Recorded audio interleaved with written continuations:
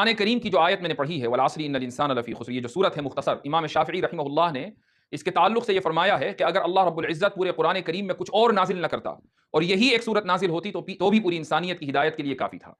اللہ رب العزت ارشاد فرماتے ہیں کہ انسان، اور اس سے مراد تمام انسان ہیں، اس سے مراد کوئی خاص طبقے اور نسل کے انسان نہیں ہیں، بلکہ چاہے گورے ہوں یا کالے ہوں، کسی بھی ملک میں آباد ہوں اور کسی بھی زمانے کے رہنے والے ہوں، وہ تمام کے تمام انسان خسارے میں ہیں۔ یہ ایک ایسا جنرل اسٹیٹمنٹ ہے کہ جس سے کوئی مستثنا نہیں ہے، الا یہ کہ خود اللہ ہی استثنا کرے۔ اور اللہ نے پھر آگے استثنا کر دیا کہ وہ لوگ خسارے میں نہیں ہوں گے کہ جن کی زندگی میں چار باتیں ہوں۔ سب سے پہلی چیز تو یہ ہے کہ ان کی آئیڈیالوجی درست ہو، اور دوسری چیز یہ ہے کہ ان کا عمل اور ان کا ایکشن درست ہو، اور تیسری چیز یہ ہے کہ وہ ایک دوسرے سے حق گوئی کے ساتھ گفتگو کریں، حق کے وہ پابند ہوں، اور چوتھی چیز یہ ہے کہ جب آپ حق کے پابند ہوں گے اور حق کی آواز بلند کریں گے تو ہر حال میں آپ کے راستے میں مصائب آئیں گے، چیلنجز آئیں گے، تو اس کے بعد پھر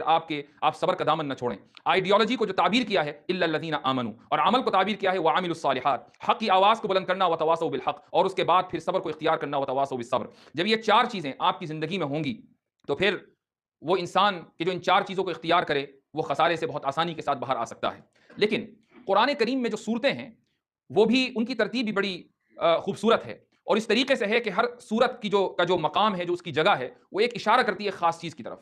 اس کے بعد سورہ ہمزہ آتی ہے، پھر سورہ فیل ہے، پھر سورہ قریش ہے، پھر سورۃ الماعون ہے۔ ان صورتوں میں اللہ رب العزت نے جو اشارے کیے ہیں وہ دراصل ان چیزوں کی طرف ہیں کہ اگر یہ چیزیں ہماری زندگی میں ہوں تو وہ جو چار چیزیں سورہ عصر میں ہیں ہم ان کو اختیار نہیں کر پائیں گے۔ سب سے پہلی چیز ہے سورہ ہمزہ میں اللہ رب العزت نے کیپٹلزم کی تردید کی ہے۔ یہ یاد رکھیے کہ کیپٹل برا نہیں ہے، یعنی سرمایہ برا نہیں ہے، سرمایہ دارانہ نظام برا ہے۔ یہ وہ نظام ہے کہ جس کے بلبوتے پر غریب تر ہوا چلا جاتا ہے اور امیر تر ہوا چلا جاتا ہے۔ جو دونوں کے درمیان گیپ ہے یہ بہت بڑھتا رہتا ہے، اور اس کی بنیاد پر امیر لوگ غریبوں پر ظلم کرتے ہیں۔ آج دنیا کے اندر جہاں جہاں جنگیں ہو رہی ہیں، جہاں جہاں بھوکمری ہو رہی ہے، جہاں جہاں امراض پھیلائے جا رہے ہیں، ان سب کی بنیاد یہی کیپٹلزم ہے۔ آپ جانتے ہوں گے کہ دنیا کے بہت سے ملکوں کی جو اکانومی ہے وہ دراصل جنگوں کے اوپر اللہ رب العزت نے اسی لیے کیپٹلزم کی سخت تردید کی ہے اس صورت کے اندر، اور فرمایا کہ ویل کا لفظ استعمال کیا ان لوگوں کے لیے الذی جمع مالا وعددہ۔ اس کے بعد اگلی صورت ہے سورۃ الفیل۔ سورۃ الفیل میں اللہ رب العزت نے امپیریلزم کی تردید کی ہے۔ ابرہہ کا پورا واقعہ دراصل سورہ فیل کی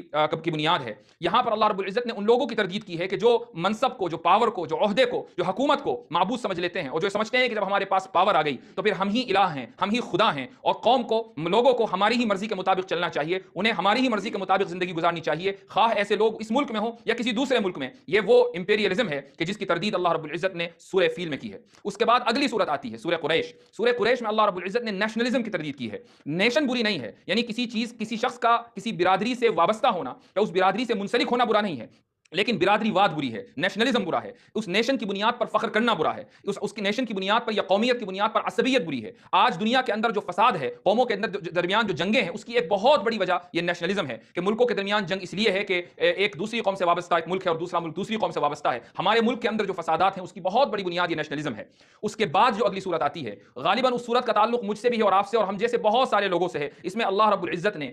فیک ریلیجیوسٹی یعنی ایک نام نہاد مذہب پرستی کی اللہ رب العزت نے تردید کی ہے۔ اللہ نے فرمایا فویل للمصلین، یعنی ان نماز پڑھنے والوں کے لیے ہلاکت ہو، اور آگے ان کا تعارف کرایا جا رہا ہے کہ جو اپنی نماز سے غافل ہیں، وہم یراؤون ویمنعون الماعون، کہ نماز پڑھتے ہیں تو دکھلاوے کے لیے پڑھتے ہیں۔ ہماری جو مذہب پرستی ہے وہ دکھلاوے کے لیے ہے، ہمارے چہرے مہرے کے اوپر جو مذہب نظر آتا ہے وہ دکھلاوے کے لیے ہے۔ ایسے وہ تمام لوگ کہ جن کی داڑھی ہے، جن کے ٹوپی ہے، جن کے پجامے ٹخنے سے اوپر ہیں، کہ جو بظاہر مذہب پرست لگتے ہیں لیکن اخلاق سے عاری ہیں، اتفاق سے عاری ہیں، شیطان کے پجاری ہیں، وہ لوگ سمجھتے ہیں کہ ہماری دکان اس وقت تک چلے گی جب تک کہ اس قوم کے اندر، اس ملت کے اندر اختلاف رہے، وہ اتفاق کے خلاف ہیں۔ ایسے تمام لوگ دراصل اللہ رب العزت کی اس آیت کا مصداق ہیں کہ الذین هم یراؤون ویمنعون الماعون۔ تو اس آیت سورت کے اندر اللہ نے اس بنیاد، اس یعنی فیک مذہب پرستی کی تردید فرمائی ہے۔ جب انسان ان چار چیزوں سے بری ہو جائے، وہ کیپٹلزم سے الگ ہو، وہ امپیریلزم کو مسترد کر دے، وہ نیشنلزم کو مسترد کر دے، وہ اس نام نہاد مذہب پرستی کو مسترد کر دے، تو اللہ رب العزت آگے فرماتا ہے کہ انا اعطیناک الکوثر۔ ابن عباس رضی اللہ عنہ کا ارشاد ہے کہ الکوثر کے معنی الخیر الکثیر کے ہیں، اور الخیر الکثیر سے مراد صرف حوض کوثر نہیں ہے،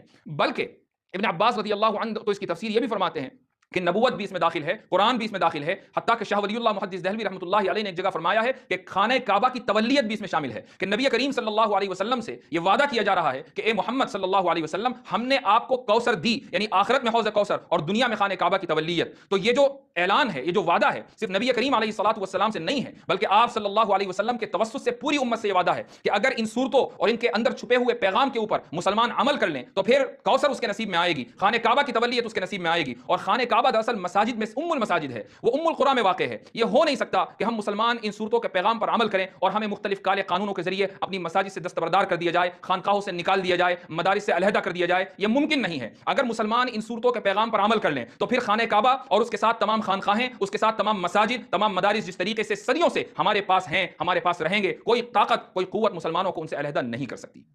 اس کے بعد اسی صورت میں اللہ رب العزت نے ایک ذمہ داری بھی عائد کی ہے ہمارے اوپر، اور وہ ذمہ داری ہے کہ آگے فرماتے ہیں کہ نماز پڑھو، ونحر، اور اونٹ کی قربانی کرو۔ یہاں 3 الفاظ ہیں، صلی لربک ونحر۔ پورے قرآن کریم میں یہی ایک جگہ ہے جہاں نماز کے ساتھ اونٹ کی قربانی کا تذکرہ ہے، زکوٰۃ کا تذکرہ نہیں ہے، یا کسی اور عبادت کا تذکرہ نہیں ہے، اونٹ کی قربانی کا تذکرہ ہے۔ حضرت شاہ صاحب فرماتے ہیں، حضرت شاہ ولی اللہ محدث دہلوی رحمۃ اللہ علیہ، ان کا ارشاد ہے کہ نماز پڑھنے کا حکم دیا، دراصل عیسائیوں نے اپنی نماز کو ضائع کر دیا ہے، اس لیے نماز پڑھنے کا حکم دیا۔ یہ استعارہ ہے کہ اے مسلمانوں،